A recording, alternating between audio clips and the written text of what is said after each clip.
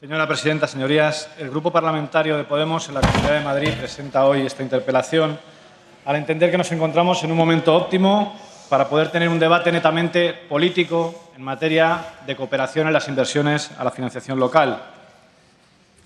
Y al entender también que el Gobierno de Madrid no comparte ni este interés ni este entusiasmo. Cooperación es un término que alude a una relación interpares, a una relación entre iguales. Y a nosotros nos parece que la Comunidad de Madrid mantiene una relación de subordinación legislativa, económica y política con los municipios de la comunidad y que, por tanto, no procede a hablar de cooperación, sino de ayudas o de caridad. A pesar de las continuas veces que en esta Cámara el consejero se ha definido como un defensor del municipalismo, nosotros entendemos que el municipalismo es otra cosa. Municipalismo es un término que ha ido ganando peso en el debate político tras la victoria en las elecciones de mayo de 2015 de numerosas candidaturas vecinales en las principales ciudades del país. Así, Madrid, Barcelona, Zaragoza, Compostela, Coruña pasaban a ser escenarios en los que la ciudadanía, tras tomar las plazas, tomaba también, a través de estas victorias electorales, sus instituciones más cercanas. Pero no solo ocurría en las grandes ciudades. Una constelación de pueblos de tamaño medio y pequeño se sumaban a esta ola de cambio. Una idea de cambio que actuaba como denominador común de diferentes iniciativas políticas que compartían la vocación por devolver a la política su sentido más genuino, la defensa del bien común y devolver el poder a una ciudadanía harta de estar harta de acudir a la vida política como mera espectadora.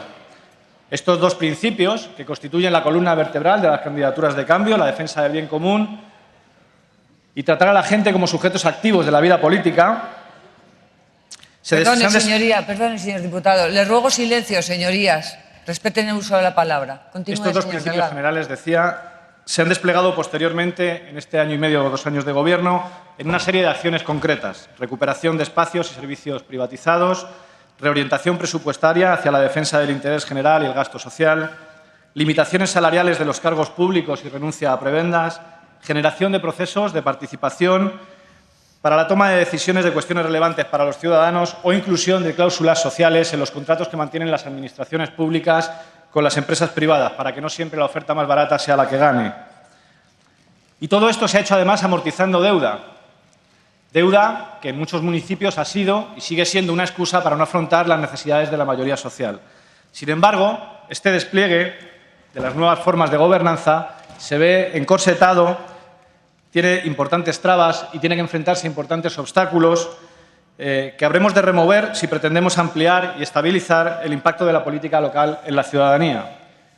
Estas dificultades a veces tienen un carácter, como decía, legislativo, en otras ocasiones económico y en otras ocasiones político. Sobre los obstáculos de carácter legislativo tenemos que decir que desde 2011 se han puesto en marcha las políticas de austeridad con cambios legislativos muy importantes. El principal, la reforma del artículo 135 de la Constitución, que el Partido Socialista aprobó con el apoyo del Partido Popular. Pero después vinieron la Ley 27/2013 de racionalización y sostenibilidad de la Administración local o el Real Decreto Ley 17/2014 de medidas de sostenibilidad financiera de las comunidades autónomas y las entidades locales. Este paquete de reformas legislativas que convierten en leyes españolas los deseos de los acreedores alemanes, convierten también la soberanía nacional o la autonomía local en un mal chiste. Amenazan unas competencias municipales, como es el caso de la educación o los servicios sociales, y subordinan otras a la condición de prestarlas solo en caso de que no se ponga en riesgo la sostenibilidad financiera del conjunto de la hacienda local.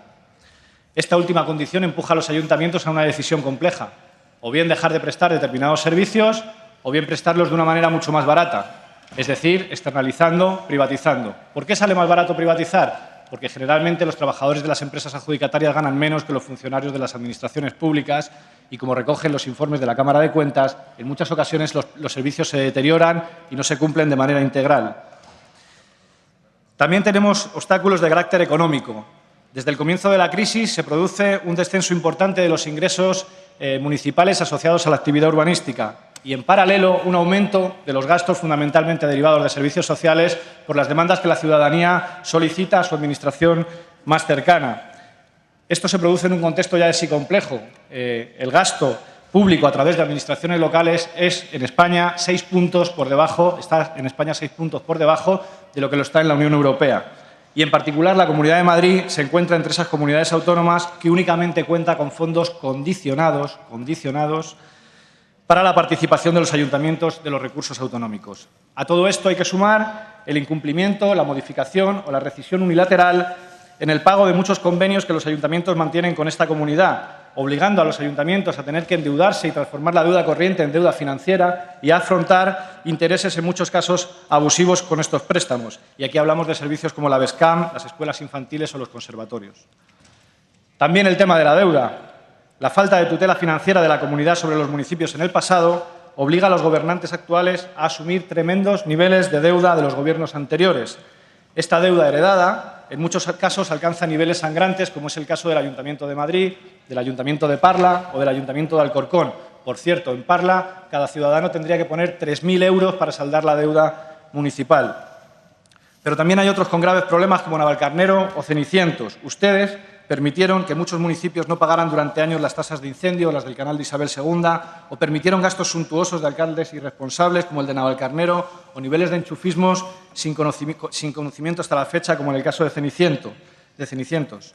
Esa deuda, como digo, la tienen que pagar ahora muchos de estos municipios de cambio que intentan llevar una política local distinta. El cuadro completo, como ven, es desolador. Finalmente, tenemos también obstáculos de carácter político. Ustedes han mostrado una pertinaz resistencia a descentralizar competencias hacia los municipios. No tiene por qué ser así. En Cataluña, por ejemplo, encontramos un sistema estructurado en el que los municipios participan incluso de los impuestos regionales. Pero sin irnos a las leyes que no existen o a lo que podríamos hacer, me quiero centrar en esta intervención en lo que sí existe y no se cumple. Tanto la disposición transitoria cuarta del Estatuto de Autonomía de la Comunidad de Madrid como el artículo 36 de la Ley de Regulación de la Ley Reguladora de Bases de Régimen Local establecen las competencias de la Comunidad de Madrid respecto de los municipios derivadas de su condición de comunidad uniprovincial. Bien, estas competencias y muchas otras son en general sistemáticamente incumplidas por esta comunidad. Tampoco han desarrollado ustedes su propia ley de 2003 para el desarrollo del pacto local, que en su capítulo 4 se encarga de regular un conjunto de órganos que tienen una doble finalidad. Por un lado, y cito textualmente, desarrollar y ejecutar el proceso de descentralización. Y, por otro, garantizar la participación plena de los agentes locales en este proceso. Uno de esos órganos que marca la ley, la Comisión Mixta de Coordinación de las Competencias, no tenemos constancia de que se haya reunido desde no se sabe cuándo. Nos gustaría que el consejero en su siguiente intervención nos explicara cuándo fue la última vez que se reunió este órgano que tiene, como digo, encomendado el desarrollo y la ejecución del proceso de descentralización en la Comunidad de Madrid.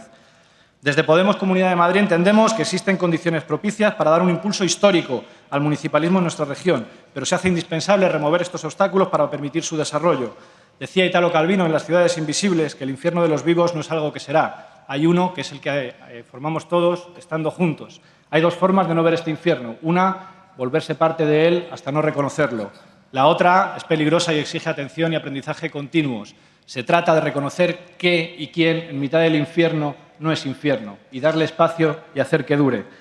Toca reconocer ahora primero y hacer durar después las buenas prácticas municipales y darles espacio para que puedan perdurar. Mucho nos tememos que la dirección que lleva a la Comunidad de Madrid en este sentido camina en sentido completamente contrario. Muchas gracias. Señor consejero, solo a modo informativo, en Navalcarnero cogobierna una de esas candidaturas de cambio que impulsó Podemos. Sí, en alguna ocasión quiere que eso... Vamos, yo se lo cuento. Usted efectivamente habla de ayudas. Es lo que yo decía al principio de mi intervención. Una relación entre pares no se basa en ayudas, se basa en un sistema estable, equilibrado, transparente, en el que los municipios sepan gastar, qué competencias les son propias y puedan planificarse a medio y largo plazo para generar procesos a futuro. Eso no existe en la Comunidad de Madrid. En la Comunidad de Madrid hay dos instrumentos principales para este tipo de ayudas. Uno es el Prisma, un plan que ya hemos debatido aquí muchas veces, que acaban de abrir ustedes el tercer Prisma sin haber cerrado el primero siquiera. Un plan que se ha visto atravesado por la corrupción. Y el segundo es este Fondo Regional de Cooperación. Este Fondo Regional de Cooperación sustituye al plan provincial que tienen ustedes la obligación de hacer en función de esa disposición transitoria cuarta del Estatuto de Autonomía. Mire, un plan tiene objetivos evaluables. Un plan no se hace en 3 folios. Esto no es un plan, esto es un decreto.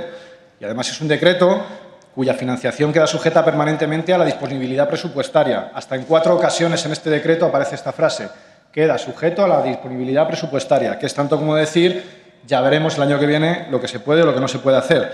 Es un decreto excluyente, un decreto que excluye a los municipios que no puedan financiar al menos el 5% de la inversión, que excluye a los municipios que no soliciten inversiones superiores a 10.000 euros, que excluye a municipios que mantengan deudas con la Tesorería General de la Seguridad Social, la Agencia Tributaria o la propia Comunidad de Madrid.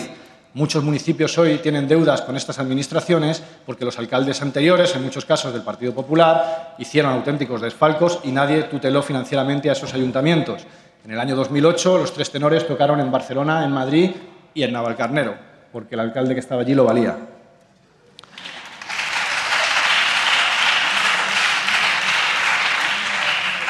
Un decreto que establece un sistema de puntos que de ningún modo garantiza la cobertura de todas las necesidades de la región. Desde nuestro grupo parlamentario plantearemos en la moción subsiguiente líneas de actuación bien distintas, ya que nos parece que no se trata de parchear para cumplir, sino de acometer un impulso decidido en pro del municipalismo. El cuadro que he dibujado en la anterior intervención da buena cuenta de la difícil situación en los ayuntamientos, del secuestro, en definitiva, de la soberanía municipal. Esta situación convierte de facto a los gobernantes locales en representantes de las administraciones ante sus vecinos. Nosotros pensamos que necesitamos lo contrario, representantes de los vecinos ante las administraciones superiores, pero esto implica un cambio de paradigma en la gobernanza local, dejar de ser administración local para pasar a ser gobierno local, poderes locales. Para poder hablar de poderes locales, con incidencia, autonomía, suficiencia económica para poder materializar los cambios y satisfacer las demandas ciudadanas que se dan en estos municipios. Cuando usted dice que el trato es exquisito hacia los municipios, yo quiero recordarle algunos ejemplos, no puedo todos por la brevedad del tiempo de la intervención, pero, por ejemplo, en relación con la Bescama, a Torrelodones la última transferencia le llegó en enero y estamos en diciembre. En Alpedrete han ingresado 300.000 euros, pero todo correspondiente a pagos del año 2015. De 2016 todavía no han ingresado nada. En Navalcarnero les han pagado en los años 2013, 14 y 15, pero tampoco han cobrado nada del 2016. ¿Sabe usted qué hacían los municipios del cambio mientras que ustedes gestionaban de esta manera?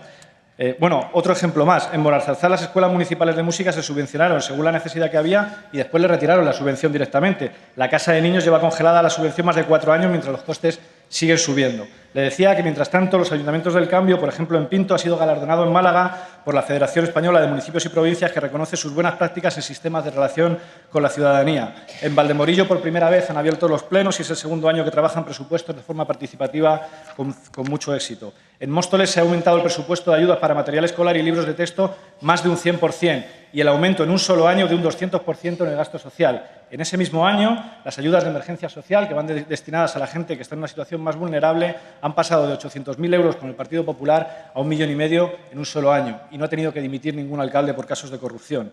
Y el Ayuntamiento de Madrid está entre los 12 ayuntamientos que alcanzan la excelencia en inversión social, según un estudio de la Asociación Estatal de Directoras y Gerentes de Servicios Sociales, en base a datos recogidos del Ministerio de Hacienda y Administraciones Públicas, sobre 350 ayuntamientos de más de 20.000 habitantes.